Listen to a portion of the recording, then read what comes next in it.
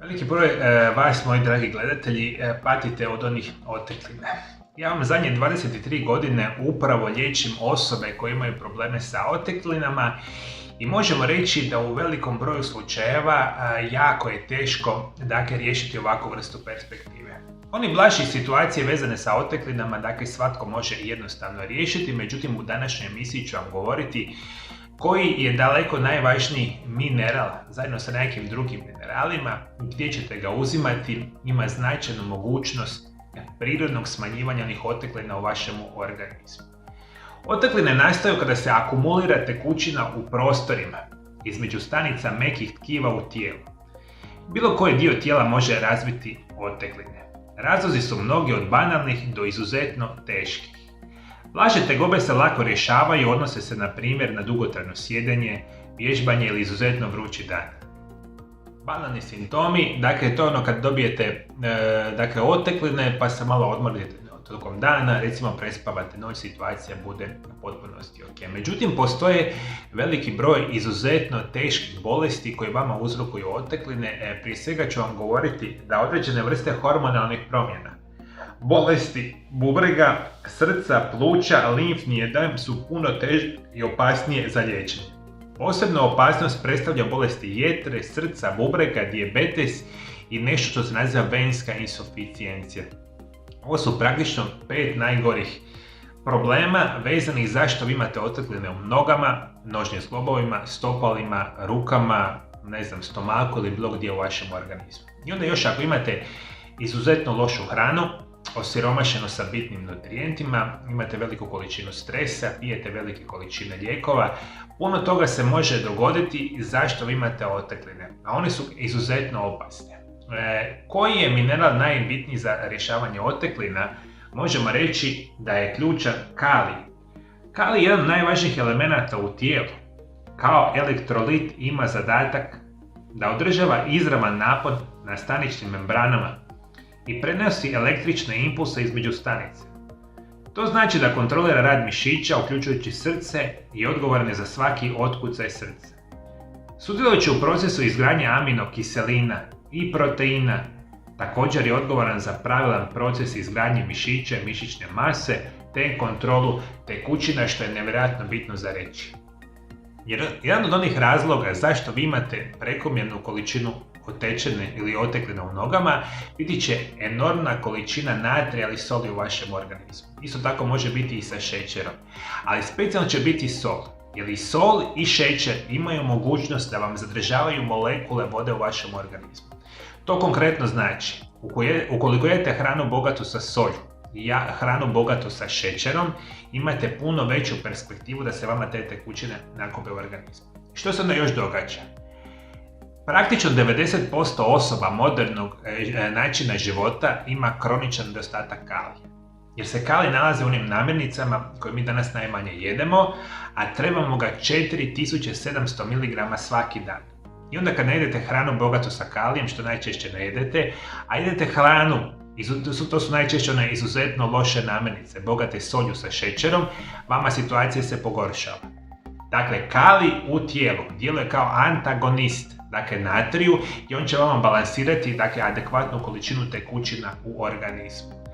Upravo možemo reći zašto vama nedostaje kalij, koji se zapravo naziva hipokalemija. Možemo reći, apsorpcija kalija se događa u tankom crijevu, a glavni odgovoran za kontrolu kalija su bubrezi. Prije svega loša prehrana, bolesti bubrega, probave, anoreksija, zatajivanje srca, ciroza jetre, renovaskularna hipertenzija, Cushingova bolest, kao posljedica primjene diuretika, može iz vašeg organizma izbacivati sami kalij. Vodite mi naravno računa o tome. I što vi zapravo želite ukoliko imate problema sa oteklinama? Želite uzimati prije svega hranu bogatu sa kalijem. I dobro mi zapamtite ovaj popis.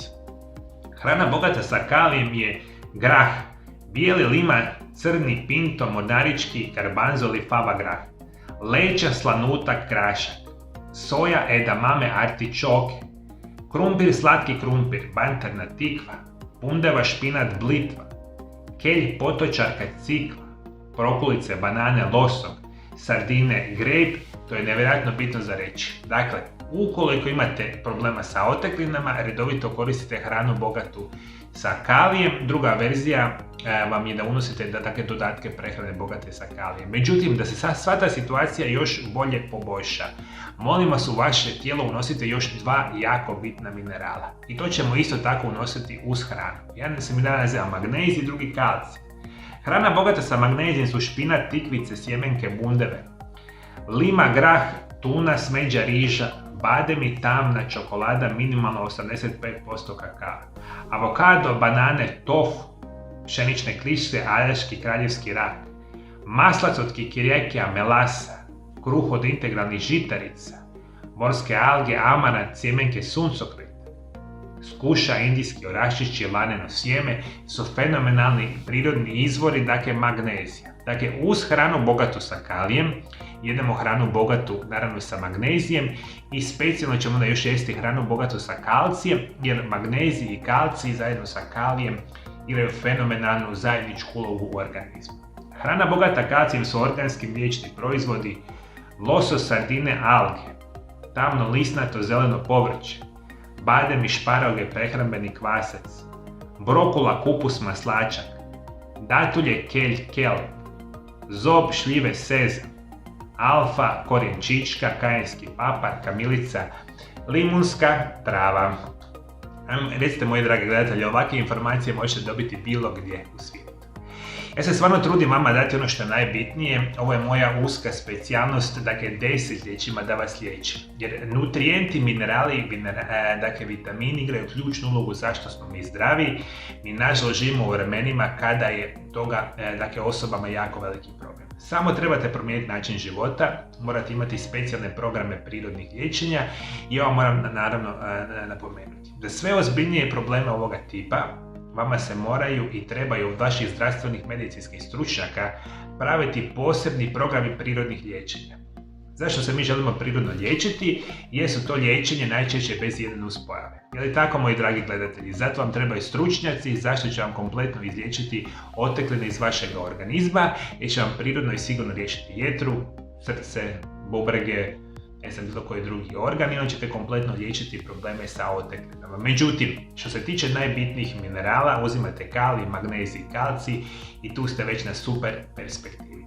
Kako vi, moji dragi gledatelji, rješavate probleme sa oteklinama u vašem organizmu? Komentirajte dolje ispod video zapisa. Moguće da ćete pomoći nekoj drugoj osobi, možda u nekom drugom kraju svijeta.